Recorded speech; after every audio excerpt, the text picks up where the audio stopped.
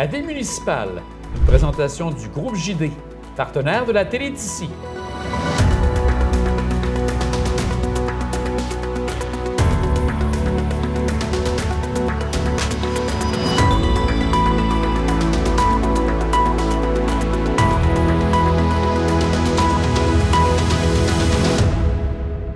Bonjour et bienvenue à la Vie municipale.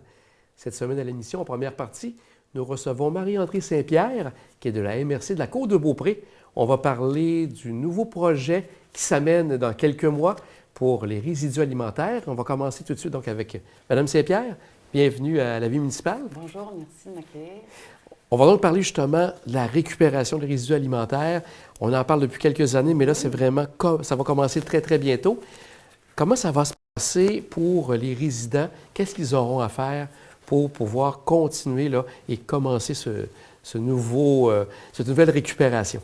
Oui, donc en avril et en mai, la MRC va distribuer à chaque résidence de la Côte-de-Beaupré le matériel nécessaire pour la collecte de résidus alimentaires, donc un contenant de cuisine, une première provision de sacs mauves et un guide qui va expliquer la marche à suivre là, pour récupérer ces résidus alimentaires.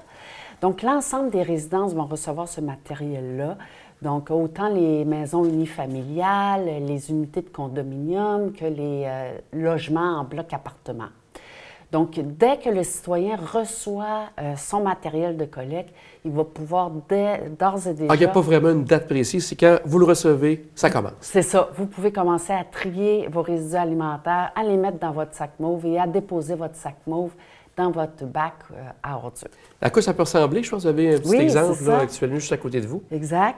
Donc, c'est le matériel de collecte que nous allons distribuer. Donc, à l'intérieur du bac, du contenant de cuisine, il va y avoir, c'est ça, un rouleau de sac mauve et un guide pratique de collecte. Donc, dès que le citoyen le reçoit, on l'invite à mettre son bac de cuisine tout près de l'endroit où il cuisine, à mettre le sac mauve à l'intérieur et à débuter le tri de ses résidus alimentaires. Et donc ça, comme vous dites, ça commence très, très bientôt, donc avril et mai. Dans tout le territoire, parce que ça fait quand même un bon territoire à couvrir de Bois-Châtel jusqu'à Saint-Tite-des-Caps. Donc tout ça va se faire au fur et à mesure là, pour les différentes municipalités. C'est ça, la livraison, on prévoit la livraison sur 6 semaines, donc c'est pour ça qu'on dit entre avril et mai. Donc dès que vous recevez votre matériel, vous pouvez débuter. Et s'il y avait de 6 mois que les gens vont recevoir de nouveaux sacs, il n'y a pas d'inquiétude à avoir de ce côté-là. Non. Ça va se faire automatiquement. Exact. En avril et en mai, et en octobre et novembre, on va faire la distribution d'un nouveau rouleau de sacs mauve qui va permettre de faire le tri durant les 6 mois qui vont suivre. Donc, on prévoit environ l'utilisation de 2 sacs mauves par semaine par unité de logement.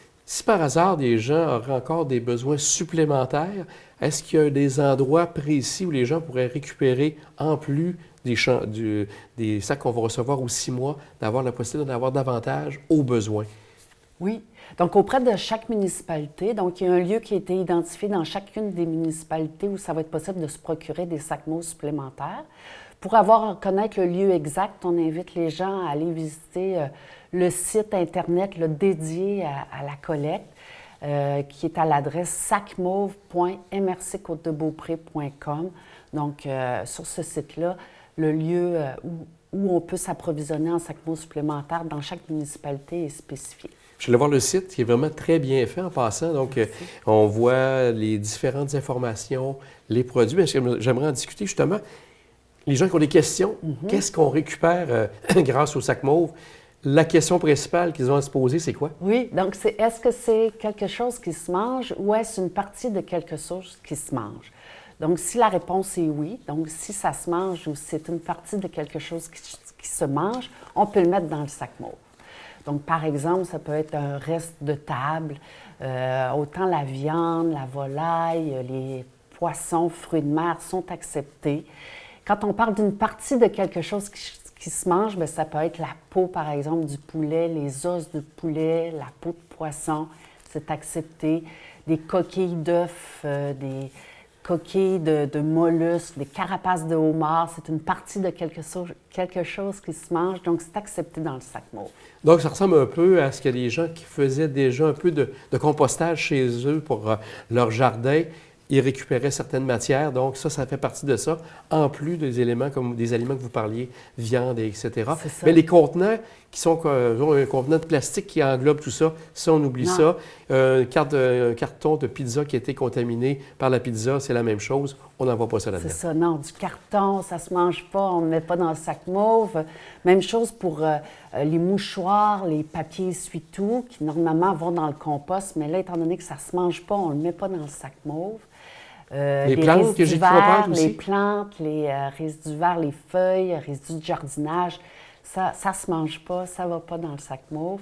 Donc, c'est ça, il faut vraiment se poser la question, est-ce que ça se mange ou est-ce une partie de quelque chose? Et j'ai vu sur le site aussi, justement, Sac Mauve, MRC Côte-de-Beaupré, on voit très bien la liste des articles qui ne sont pas récupérables de ce côté-là. Donc, très, très bien fait. On évite les gens d'aller voir aussi. Exact. Certaines inquiétudes que les gens peuvent avoir, c'est peut-être au niveau de l'odeur, parce qu'on a quand même une semaine généralement à attendre que la collecte se fasse. Qu'est-ce que vous conseillez aux gens à ce moment-là qui craignent une odeur par rapport justement à tout ce qu'il va avoir? C'est sûr que le bac va quand même assez bien enlever les odeurs, mais d'autres éléments, est-ce qu'ils peuvent congeler le tout à ce moment-là? C'est ça. Donc, si vous avez des éléments, des parties des aliments odorants, puis que votre sac est vide, puis qu'il n'est pas prêt à être noué et envoyé au bac à ordures, bien, on vous recommande, vous pouvez congeler ces parties d'aliments-là plus odorants, des fois tout ce qui est viande, volaille, peut être plus odorant. Vous le congelez. Puis lorsque votre sac est plein, prêt à être noué puis à être mis dans le bac à ordures, bien là, vous déposez vos éléments congelés, odorants. Donc, vous n'aurez pas de problème d'odeur. Puis c'est certain que l'utilisation d'un sac, on peut farmer, nouer puis déposer dans le bac à ordures, bien, il ne devrait pas y avoir de problème d'odeur au niveau du bac à ordures. Pour 2025, là, ça va être la suite. Donc, on parle des commerces, des entreprises. Ça ne sera pas pour tout de suite. C'est un peu plus tard que le tout va se faire. Oui. C'est en prévision. Est-ce que c'est un peu pour voir comment ça va se passer avec les résidents que par la suite, vous allez déplacer le tout au niveau des commerces ou il y avait certains éléments que vous devez encore regarder avec les commerçants?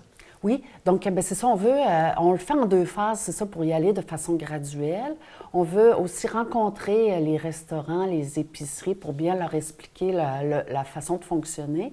Et c'est qu'on va fournir à ces commerces-là des sacs de plus grande capacité. Parce qu'eux, ils vont être des plus grands générateurs là, de résidus alimentaires. Donc, le sac pour les résidents a 10 litres, tandis que le sac que l'on va fournir aux restaurants, aux épiciers, il va avoir 45 litres. Et là, on est en attente de l'approvisionnement pour ce sac-là. Donc, c'est pour ça que ça va se faire un petit peu plus tard en 2025. En faisant cette démarche, vous espérez récupérer combien de tonnes? Est-ce que vous croyez qu'on peut couper de moitié ce qui est envoyé au site d'enfouissement de Saint-Tite-des-Caps? Non, ce ne sera pas de moitié. On génère dans la MRC autour de 11 000 tonnes d'ordures ménagères. On prévoit détourner 2 000 tonnes de résidus alimentaires là, à terme, une fois que nos restaurants, nos commerces auront implanté également la collecte. C'est ça, on vise 2 000 tonnes de résidus alimentaires qui vont être détournés de l'incinération et qui vont être valorisés. Il faut savoir que ces résidus alimentaires-là, on les récupère, mais c'est dans le but de les valoriser en biométhanisation. Donc, il va y avoir une production de biogaz, de gaz naturel renouvelable qui va être utilisé comme source d'énergie. Donc, c'est dans cet objectif-là qu'on récupère. Et peut-être juste revoir un peu comment ça va se passer, parce que bien sûr, les gens vont mettre leur sac. Quand ça va arriver à la Ville de Québec, est-ce qu'il y a un endroit précis où le tout est comme trié pour permettre justement de jeter ce qui n'est pas récupérable de ce côté-là? Il va y avoir le sac mauve. Comment ça se passe au niveau du tri? De quelle manière ça va se passer? Oui, donc ça, on ne l'a pas spécifié encore, mais une fois que le sac mauve va être bien rempli, on invite les citoyens à bien le nouer et à le mettre directement dans leur bac à ordures. Donc, le sac mauve va être collecté à même le bac à ordures ou le conteneur extérieur de déchets, là, selon l'équipement que vous avez chez vous. Et puis, la collecte va se faire à même... le sac mauve va être collecté avec les ordures. Et là, ça va être transporté avec le camion à ordures jusqu'au centre de récupération de la matière organique de la Ville de Québec. Et là, ils ont des équipements de tri optique qui vont permettre de bien distinguer le sac mauve de par sa couleur et de le séparer des sacs à ordures via un tri optique. Et par la suite, les ordures vont être acheminées à l'incinérateur, comme c'est le cas, et les sacs mauves vont être acheminés au centre de biométhanisation pour que leur contenu soit biométhanisé. Et ce qui est bien important, comme vous dites, c'est que de ne pas rajouter un sac d'une autre couleur que le sac mauve, parce que, comme vous dites, rendu là, le lecteur optique ne verra pas la couleur et ça va aller dans les ordures comme ça se passe actuellement. Là. Donc, c'est ça, c'est important de ne pas mettre le sac mauve à l'intérieur d'un sac à ordures, de le déposer là, tel quel dans le bac à ordures pour que sa couleur mauve demeure et qu'il soit bien trié. La Ville de Québec a fait le choix de la biométhanisation pour le traitement de ces matières organiques.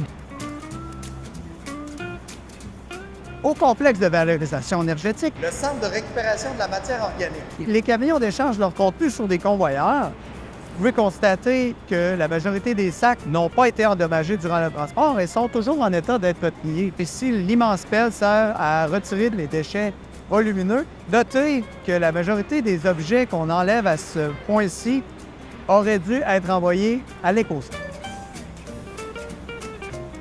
Les matières résiduelles sont ensuite acheminées vers une section de tri manuel où nos préposés retirent les déchets susceptibles de coincer dans le procédé de tri.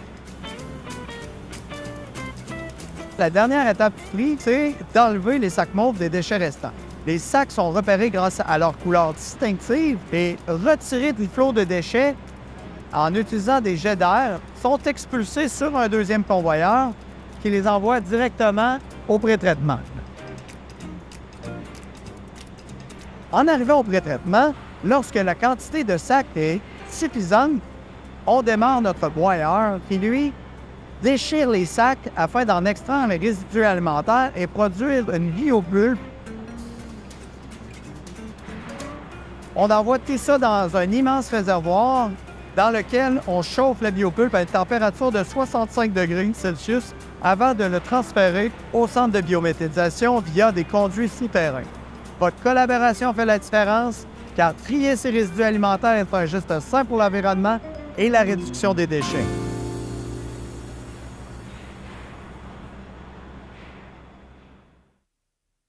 Et la campagne de sensibilisation est commencée. Ça va se poursuivre jusqu'en avril-mai.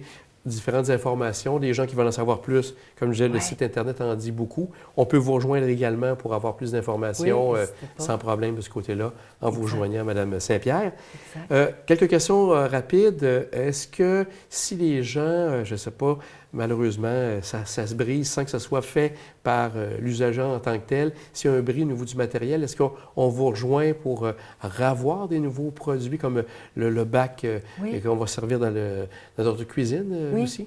Exact. Donc, on invite les gens, si jamais, c'est ça, lorsqu'ils reçoivent leur bac, il manque une pièce ou le bac est endommagé, de nous contacter là, à la MRC, puis on va prévoir de leur distribuer du matériel intact, là, si jamais c'est le cas. Même chose pour les sacs, s'ils reçoivent un rouleau de sac dont les sacs, c'est ça, soit qu'il est troué ou que les bretelles ne sont pas en place, de nous contacter, puis on va leur livrer du matériel intact. Si les gens déménagent, est-ce qu'ils suivent, le bac suit ou comment ça se passe de ce côté-là, si les gens déménagent sur la côte de Beaupré? S'ils déménagent sur la côte de Beaupré, ils pourraient apporter avec eux leur contenant de cuisine puis leur rouleau de sac mauve pour l'utiliser dans leur nouvelle maison. Si toutefois ils quittent la côte de Beaupré, on leur demanderait de laisser le contenant de cuisine et le rouleau de sac mauve. Pour la personne qui va prendre la relève? Oui, pour la personne qui va prendre le logement ou la maison. Ça serait apprécié. Je prends quelques instants. Vous êtes là, étant donné que vous êtes la grande spécialiste ici sur la côte de Beaupré. Je vais prendre quelques temps aussi pour voir le recyclage. Parce que des fois, on a encore certaines questions qu'on peut savoir. Qu'est-ce qu'on récupère pour mettre dans le bac bleu les différents éléments? Pour avoir une bonne idée, qu'est-ce qu'on doit se dire pour savoir si on doit le placer dans le bac bleu à ce moment-là? Oui, ça aussi, il y a comme une phrase clé, c'est on peut mettre dans le bac de récupération tous les contenants, emballages et imprimés. Donc, il faut vraiment, est-ce que c'est un contenant, est-ce que c'est un emballage, est-ce que c'est un imprimé? Si oui, on le met dans le bac bleu. Donc, ça peut être en carton, en papier, en plastique, en verre et en métal, mais il faut que ce soit un contenant ou un emballage. Donc, c'est la phrase à retenir de ce côté-là. Pour le bac comme vous parlez du verre, parce qu'on avait des fois certaines questions qui disent, les gens, envoyez pas de verre, si le verre se casse, ça vient contaminer le reste. Donc, ça peut être les bouteilles de vin bien lavées, ça peut être différents contenants. Si c'est bien rincé, on envoie le tout au bac bleu. Oui, exact. Puis il faut savoir qu'il y a un programme de modernisation de la consigne là, qui s'en vient en 2025. Donc, l'ensemble des bouteilles de vin et des bouteilles de vin spiritueux vont être consignées à partir de mars 2025. Donc, à ce moment-là, c'est ça, les gens vont payer une consigne lors de l'achat de la bouteille de vin. Puis lorsqu'ils vont la retourner, ils vont récupérer la consigne. Mais d'ici là, d'ici mars 2025, on invite les gens là, à continuer de mettre ces contenants-là en verre dans le bac bleu. Si un carton qui est contaminé par de la nourriture, là, à ce moment-là, on doit l'envoyer aux déchets. Comment ça se passe? Légèrement contaminé, il est quand même accepté dans le bac bleu. L'important, c'est par exemple une boîte à pizza, même si elle a un petit peu de gras, un petit peu de sauce à pizza, elle peut être mise dans le bac bleu. L'important, c'est qu'il n'y ait pas de morceaux de nourriture. C'est important de retirer les morceaux de nourriture, mais si c'est une simple contamination légère, on peut quand même le mettre, c'est accepté dans le bac bleu. Bien, Madame Saint-Pierre, on va suivre avec grande attention qu'est-ce qui va se passer dans les prochaines semaines. Vous espérez sûrement que les gens embarquent d'emblée. Oui. Est-ce que vous sentez que les gens ont hâte de se lancer là-dedans? C'est une collecte qui est très attendue. Comme vous le disiez tantôt, ça fait longtemps qu'on en parle. Donc, déjà, j'ai des messages positifs de la part des citoyens qui ont hâte que ça arrive. Donc, oui, on encourage les gens à incorporer cette nouvelle façon-là dès maintenant. Je pense que de l'essayer, ça va être de l'adopter. Donc, dès que vous recevez votre bac, on vous invite à commencer le tri de vos résidus alimentaires. Un grand merci, Mme Saint-Pierre. Je pense que ça a bien expliqué qu'est-ce qui s'en vient pour la récupération des résidus alimentaires. Parfait. Merci beaucoup. Au revoir.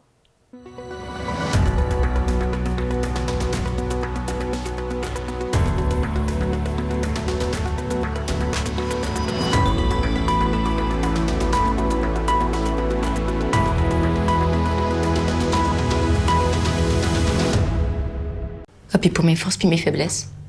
J'ai pas de bleu d'en face, mais 50 violences psychologiques. Ça compte? Depuis que mes parents ont divorcé, ça fait 3 fois que je change l'école. J'ai de la misère à manger. Tout coûte tellement cher. J'ai vraiment besoin qu'on me choisisse. On va vous rappeler. Parce que choisir une cause, c'est en laisser tellement d'autres derrière. Centraide aide 215 organismes. La Ville municipale, une présentation du groupe JD, partenaire de la Télédicie.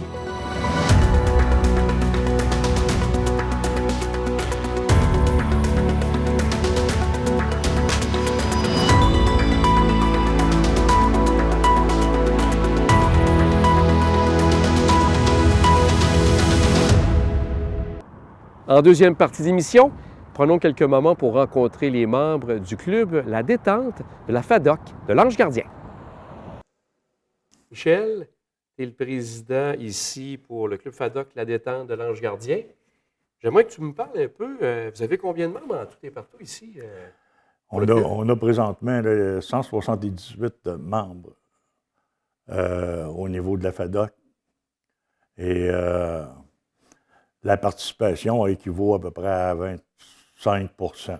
Ah, OK. Donc, régulièrement, les gens viennent ici. C'est à peu près une trentaine de personnes que vous voyez plus régulièrement ici. Exact. Ils sont plus actifs aussi au niveau de la FADOC comme telle. OK. Et au niveau des cartes de membres, ça ressemble à quoi pour une année? Pour une année, on peut l'avoir de deux façons, en fin de compte. On peut payer pour un an à 25 $ le coût, ou à 45 $ pour 2 ans. Donc, un petit rabais pour ceux qui veulent l'avoir. Un petit rabais de 5 piastres là, entre les deux achats. Et la possibilité, bien, ça donne des bonnes possibilités là, au niveau des membres, là, des rabais qu'on va avoir, ainsi de suite. OK, donc les activités, les gens qui sont membres, ça coûte beaucoup moins cher pour participer à ça. C'est ça, c'est ça. Je vois que vous êtes dans un nouveau local. C'est tout récent, c'est arrivé en 2023? Oui. On est bien fiers de ça aussi, là. C'est la municipalité qui nous a offert le local comme tel. Et avant, bon, on était jusqu'à la mairie, là.